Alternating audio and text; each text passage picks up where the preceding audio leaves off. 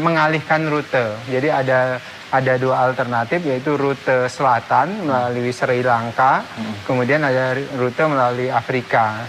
Tapi masing-masing punya konsekuensi, yaitu waktu yang bertambah. Misalnya Afrika itu bisa bertambah 6 jam, kemudian melalui Sri Lanka bisa bertambah 4 jam, ditambah lagi, itu pasti kos penerbangan bertambah. Kosnya berkali-kali lipat ya? Iya, betul. Assalamualaikum warahmatullahi wabarakatuh. Halo sahabat semuanya, selamat datang kembali di channel El Leila Official. Sahabat semua, Haji 2026 di tengah bayang-bayang konflik global. Pertanyaannya sekarang bukan lagi sekadar berangkat atau tidak, tapi seberapa siap kita menghadapi skenario terburuk. Dan yang lebih penting, siapa yang sebenarnya akan menanggung risikonya. Sebelum lanjut, klik subscribe dulu, karena di channel ini kita tidak hanya menyampaikan informasi, tapi membedah fakta secara kritis, tajam, dan berbasis data. Sahabat semua, dalam sebuah wawancara terbaru, Wakil Menteri Haji dan Umroh menyampaikan bahwa kesiapan haji Indonesia tahun ini sudah mencapai 98%. Kloter pertama dijadwalkan berangkat pada tanggal 22 April 2026. Dan yang paling ditekankan, jemaah diminta tidak perlu khawatir. Pemerintah juga menyebut telah menyiapkan 3 skenario besar. Skenario utama, haji tetap berangkat normal. Skenario kedua, penundaan oleh Indonesia. Dan skenario ketiga, penundaan oleh Indonesia dan Arab Saudi seperti saat COVID-19. Sekilas, ini terlihat meyakinkan, bahkan sangat siap. Tapi disinilah kita harus mulai bertanya, kalau semuanya sudah 98% siap, kenapa masih ada 3 skenario besar yang disiapkan sekaligus? Artinya jelas, ada ketidakpastian yang sangat besar, dan sumber ketidakpastian itu bukan dari dalam negeri, melainkan dari konflik global yang bisa berubah kapan saja. Pemerintah sendiri mengakui, jika jalur udara tidak aman, maka penerbangan akan dialihkan melalui jalur selatan, Sri Lanka, tambah 4 jam. Jalur Afrika, tambah 6 jam. Pertanyaannya, ini sekadar alternatif teknis atau sinyal bahwa risiko itu nyata. Karena kalau rute harus diputar sejauh itu bukan lagi gangguan kecil. Itu adalah indikasi bahwa jalur utama sudah tidak aman.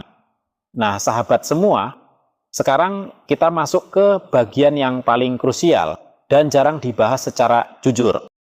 Ketika biaya penerbangan meningkat drastis karena perubahan rute, siapa yang akan menanggungnya? Jawaban resmi pemerintah, tidak dibebankan ke jemaah. Kedengarannya bagus, tapi tunggu dulu. Biaya itu akan diambil dari dana haji yang dikelola negara. Artinya apa? Artinya, dana umat kembali dijadikan penyangga krisis. Dan ini yang harus kita soroti. Apakah penggunaan dana ini sudah transparan? Apakah ada batas aman penggunaannya? Dan yang paling penting, apakah ini solusi jangka panjang atau sekadar menambal masalah? Karena kalau setiap krisis selalu ditutup dengan dana haji, maka kita sedang membangun sistem yang terlihat stabil di luar, tapi rapuh di dalam.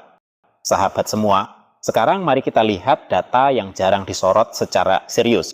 Dari total sekitar 203.000 jemaah, 177.000 masuk kategori risiko tinggi, RISTI.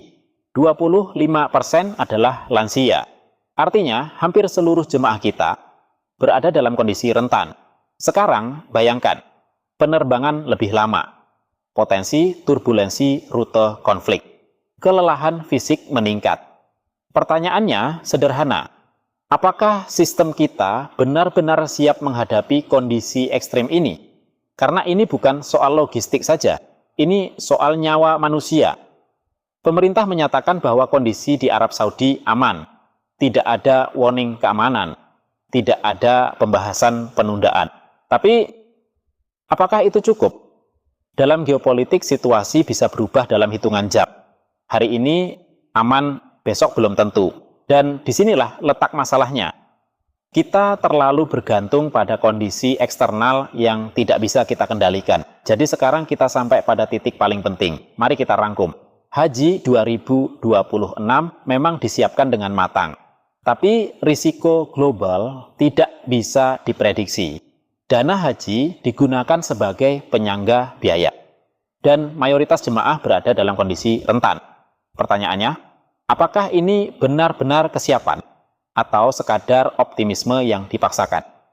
Dan yang lebih dalam lagi, apakah sistem haji kita sudah cukup kuat untuk menghadapi krisis?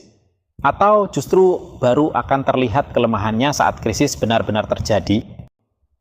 Sahabat semua, sekarang giliran sahabat semuanya yang bicara. Menurut sahabat semua, apakah haji 2026 aman untuk dijalankan? Atau justru terlalu berisiko jika melihat kondisi global saat ini? Tulis pendapat sahabat semuanya di kolom komentar. Dan kalau sahabat semuanya ingin konten seperti ini terus ada, yang tidak sekadar menyampaikan informasi, tapi juga membongkar realita di baliknya. Jangan lupa like, share, dan subscribe. Sampai jumpa di konten selanjutnya. Wassalamualaikum warahmatullahi wabarakatuh.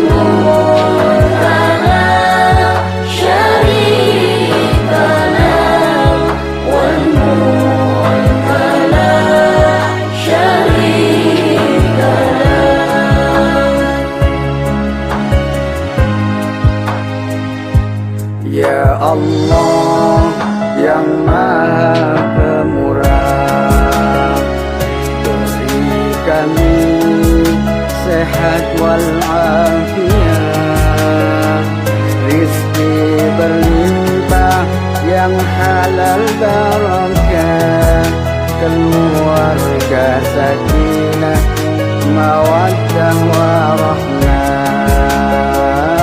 putra putri yang salih salihah, ahli ilmu dan ahli ibadah.